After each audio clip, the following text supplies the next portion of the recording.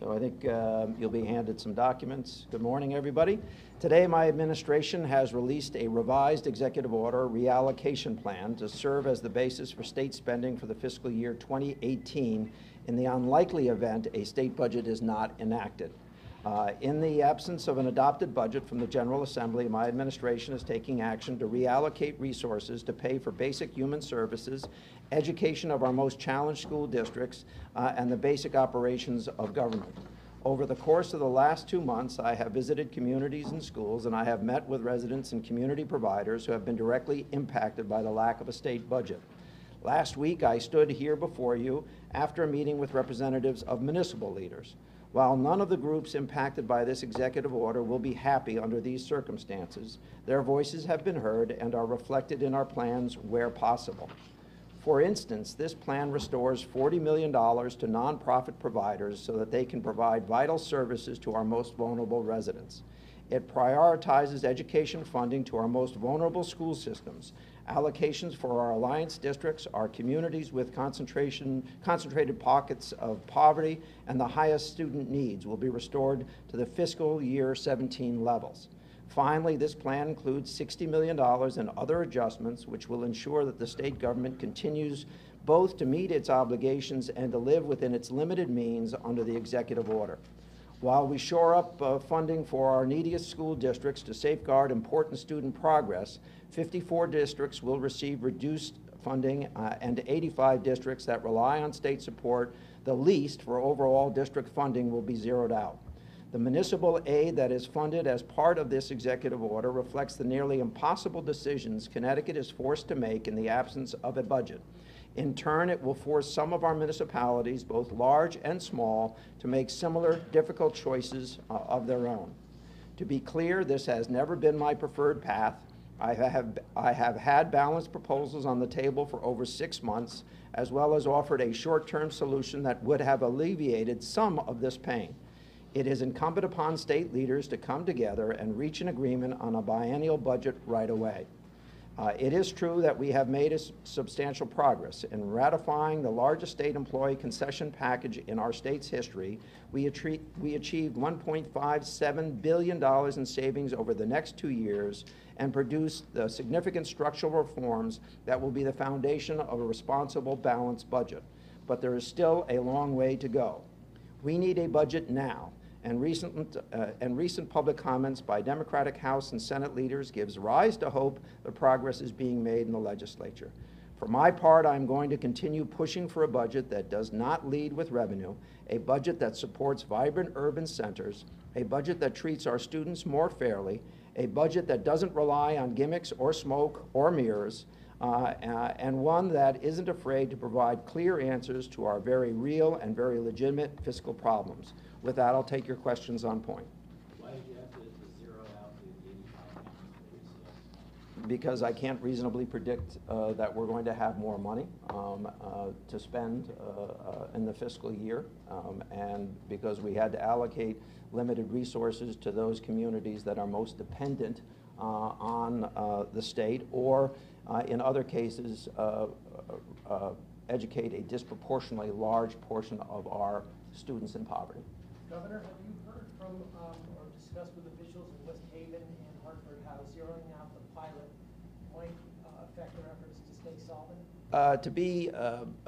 I'm certainly taking that in consideration, and payments with respect to ECS will be made effective October 1st. So rather than waiting to the later in the month, they'll be available on October 1st, and that takes that into consideration. Obviously, you know, as I said when I released the original allocation, this was a work in progress. I told you several weeks ago that I would be working on a reallocation because, quite frankly, I had originally been hopeful that this wouldn't go as long as it has, this is the next iteration of that executive order. If there need to be additional adjustments, we'll make those adjustments as we go along. And I will give you notice of it and answer your questions about it. The minimum budget requirement for towns that will be zeroed out, I know there's some current flexibility under that, but are there any additional flexibilities that you're seeking or implementing at this time? There's nothing I can implement by executive order. That's my understanding.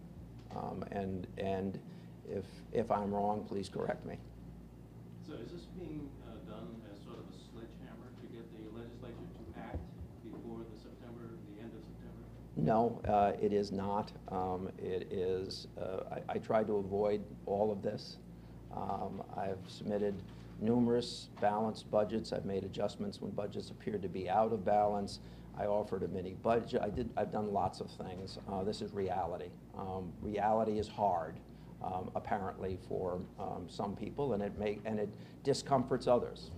But this is reality. Do you think that there will be the impetus for a quicker solution?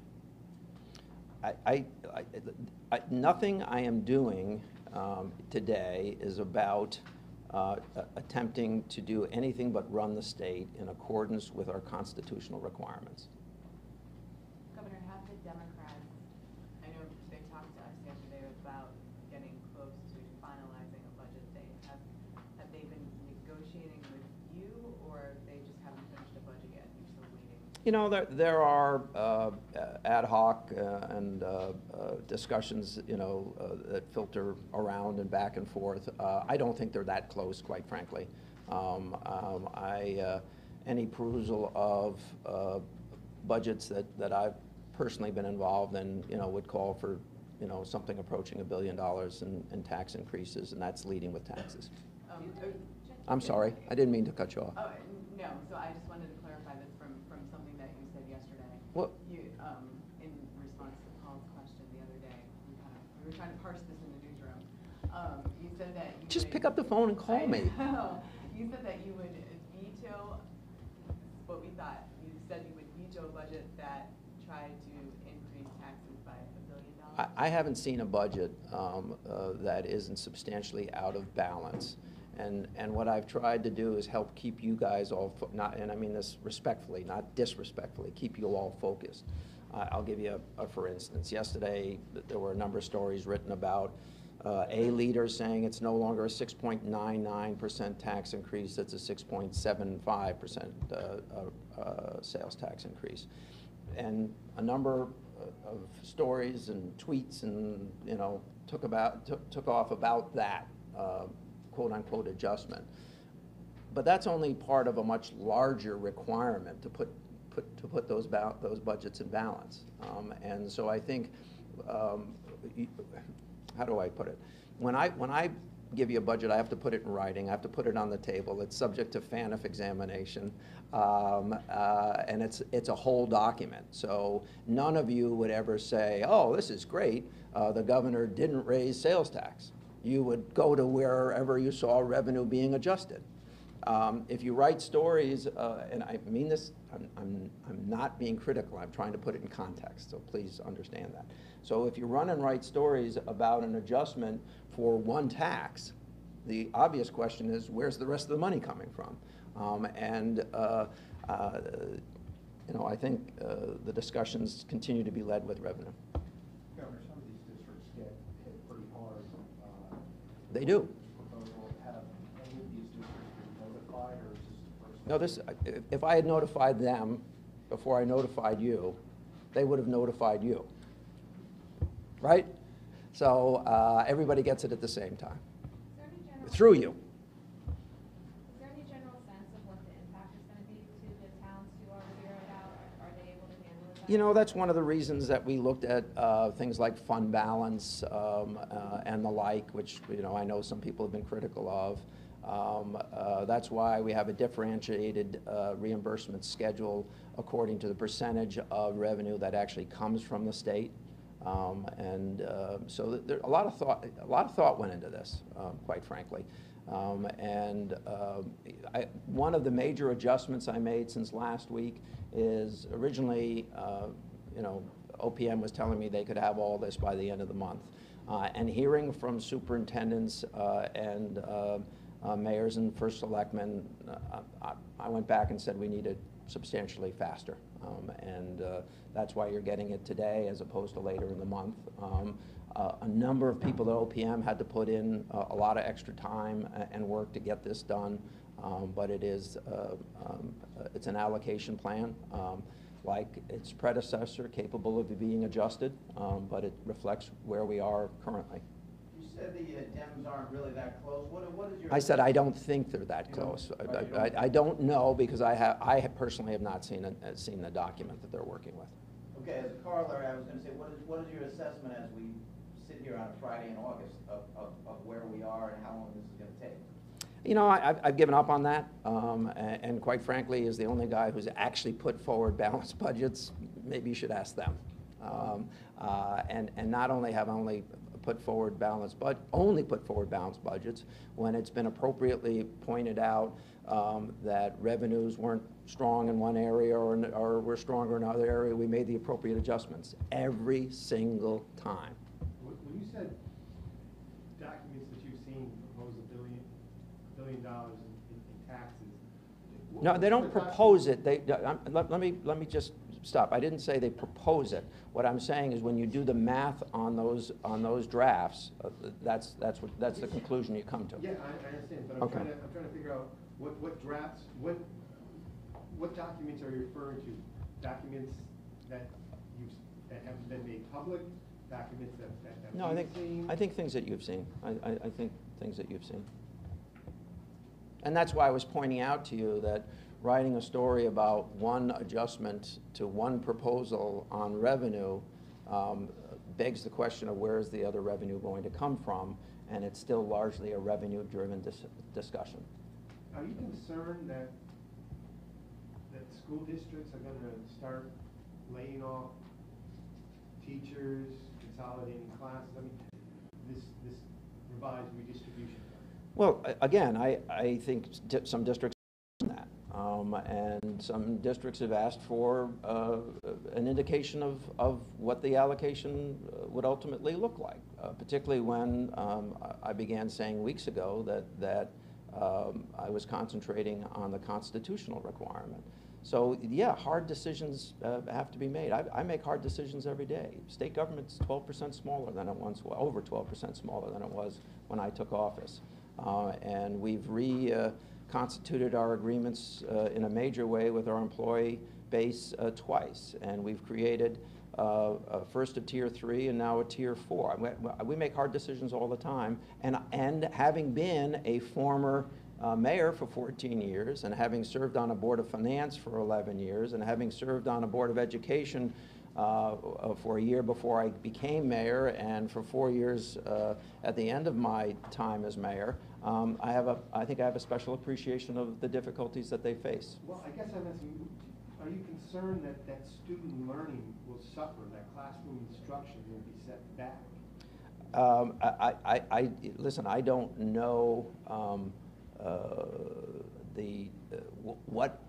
what exactly will play out in each town. What I do know is that we're now celebrating the highest graduation rates in the state's history. That prior to my becoming governor, we had years of declining graduation rates. Now we have years of increasing graduation rates. A lot of that driven in the alliance districts, quite frankly.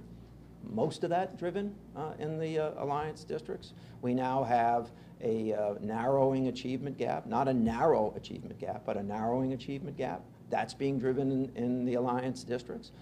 We now have more black and brown children taking advanced placement courses and passing the test than ever before in our state. That's taken place. I want to preserve, and that's primarily in our alliance districts, and I want to preserve that progress. Governor, many of the cities and towns will no doubt be very upset about what's taking place, and you have to run the state. Is it your hope, and do you think that this will apply the pressure needed and lawmakers will come to the table and get something done because of this? Again, I have to be very careful in my statements about that issue. Do I hope that we'll get to a budget? Yes. I mean, yes, I hope. That's been day one. It's also why I offered a mini budget. In the hopes that that would be a step to a permanent budget or a biennium budget. Am I doing anything today for that purpose? No. This is reality. Reality is sometimes difficult.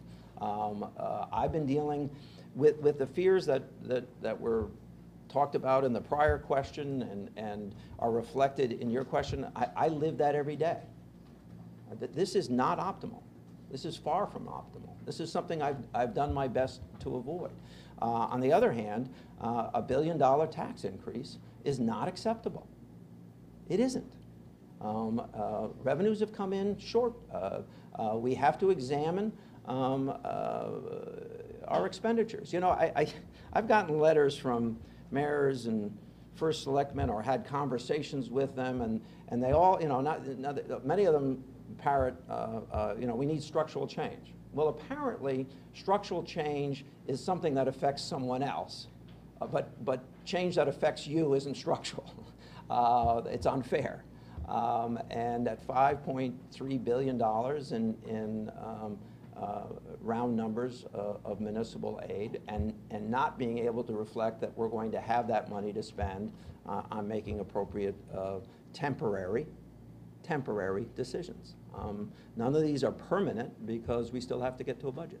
Since February, you've been saying, at least since February, maybe before, we don't want to lead with revenue, et cetera, et cetera, et cetera. There's been dozens of meetings with you and the legislators, et cetera, et cetera. In your own words, why does this keep coming up? In other words, on their side, you've told them, I don't know how many times, we shouldn't be leading with revenue. I think that's a very complicated thing, based in part on one party not wanting to have anything to do with developing a budget. Another members of another party thinking it's easier to raise taxes than it is to make hard choices. You know, I think that's as deep into it as I feel like getting today. Well, do you think the Republicans? Well, I asked you this yesterday, and I asked this before. Who's going to decide? Who's going to settle this budget?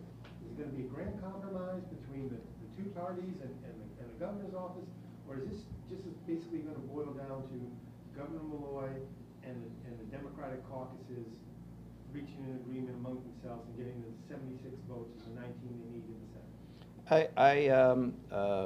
I can no more predict that outcome than you can, unless your crystal ball is clearer than mine. Well, you just said one party is not interested in working this out. So I think you just told us that. Well, then why did you ask the question? If I told you, why did you ask the question? Because I want to confirm. No, I know. It was sort of an indirect thing. So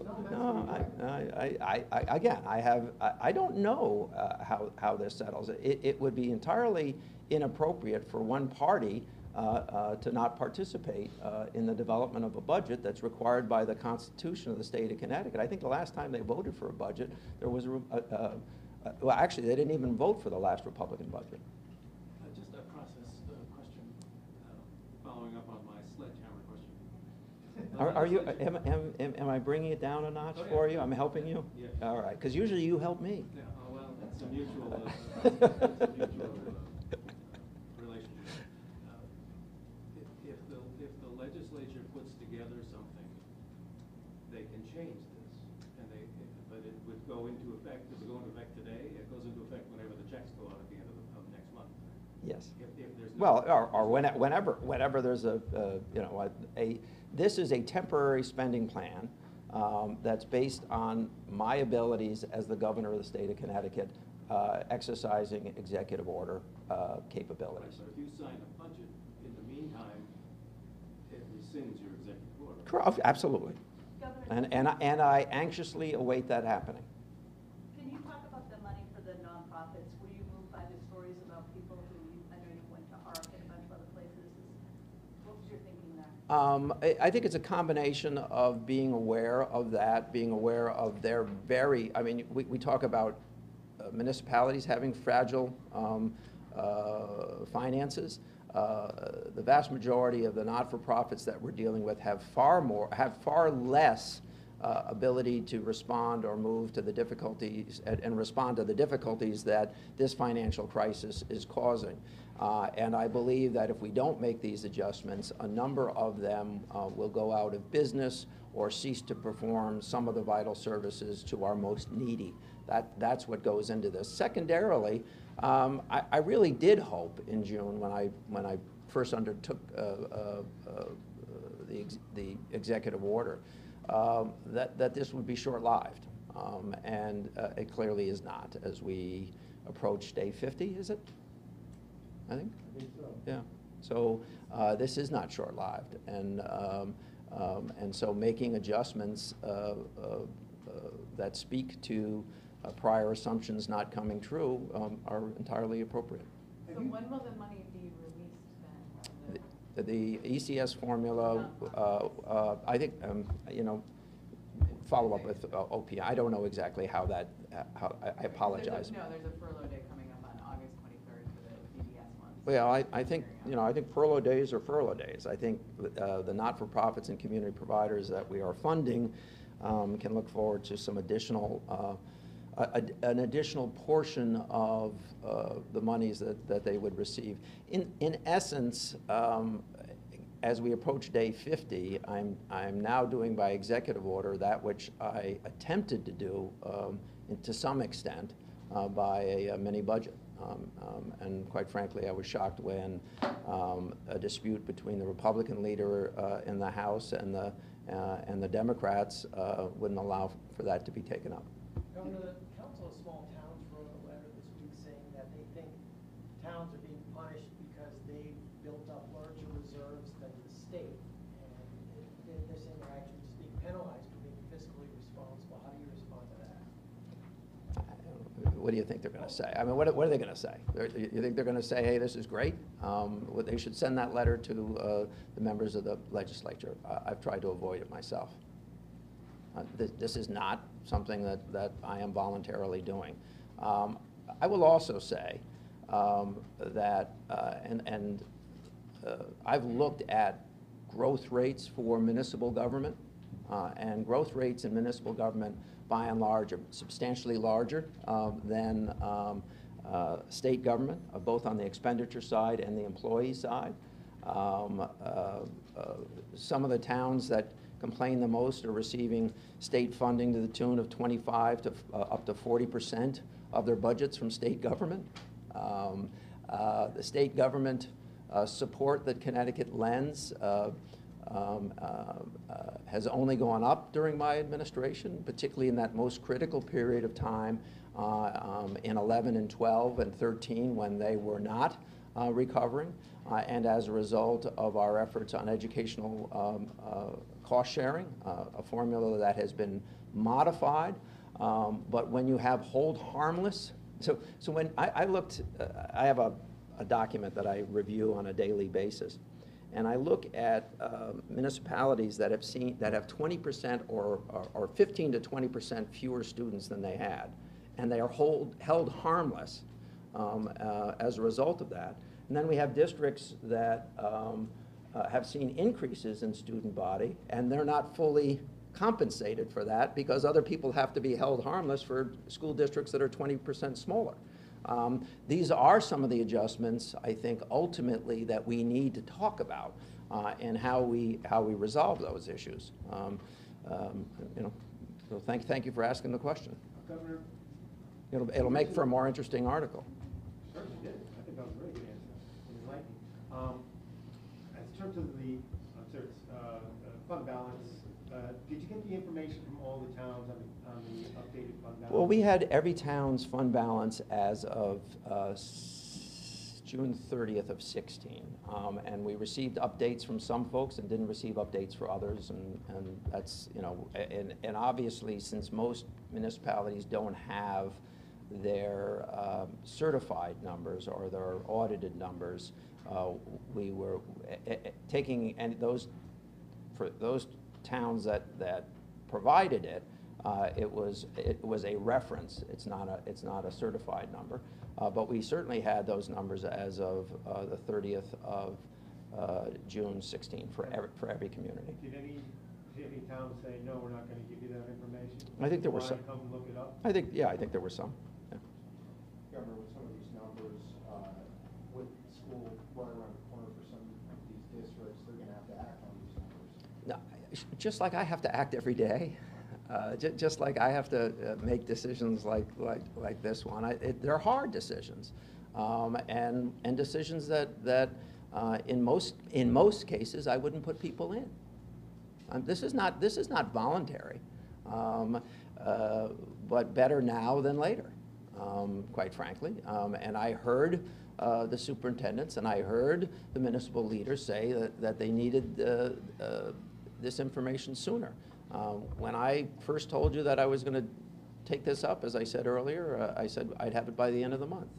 I purposefully stepped it up in response to the discussions that have been reflected in your coverage, everybody's coverage, and quite frankly, discussions that our Department of Education, our OPM, our own office has had, and I'm trying to be helpful. Do you see any irony or unfairness in the fact that you negotiated a contract and the legislature approved a contract for no layoffs, and that municipalities, a lot of municipalities are laying off teachers, cutting teachers, and apparently some jobs are on hold, and with this they'll probably not hire?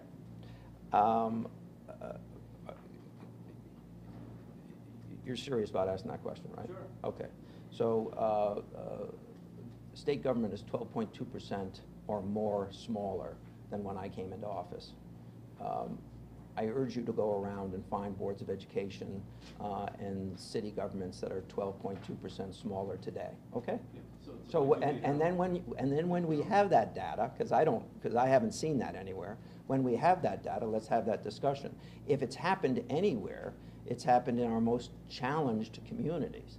And those are the same communities that I am worried about their fund balance, as was referenced in an earlier question, or their ability to meet the state requirement, then pass to local governments to provide for a free education. I'm not being hard on you. No.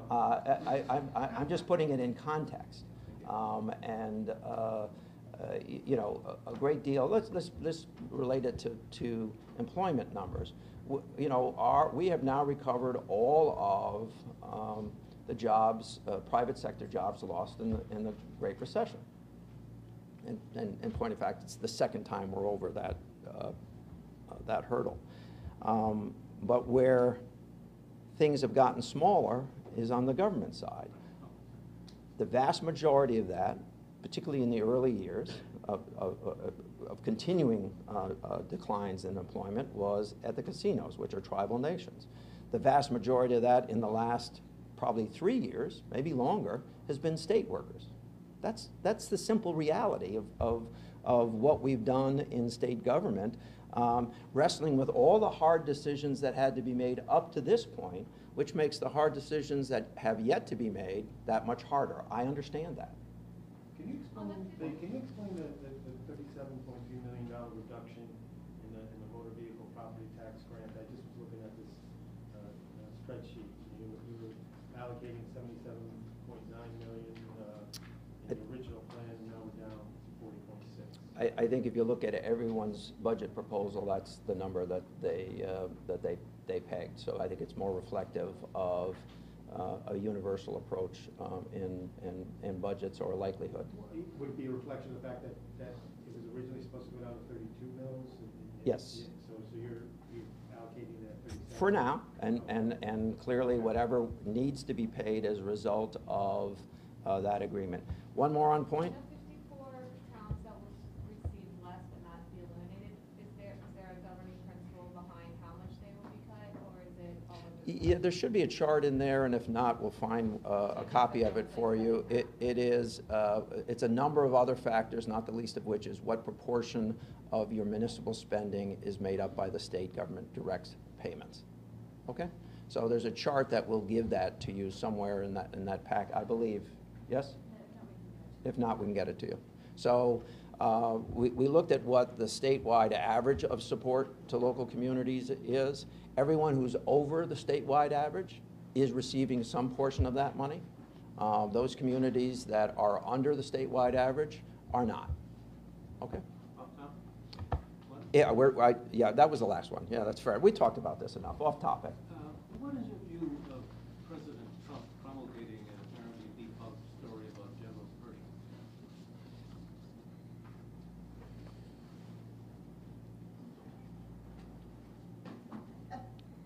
I think the president has a problem.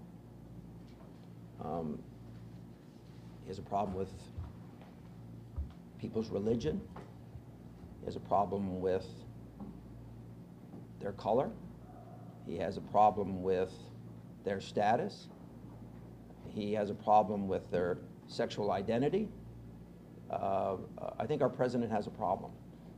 And I think on a daily basis, he demonstrates that to a greater extent. What I find most troubling is that insufficient members of our political leadership are calling it what it is. It's a problem. He has a tolerance for racism, for sexism, for religious discrimination that has not been seen in a president of the United States in well over 50 years. The president seems to be on an active campaign to bring us backwards, not forward. That's what I think. Okay? Thank you all very much. Thank you, Governor. Thank you.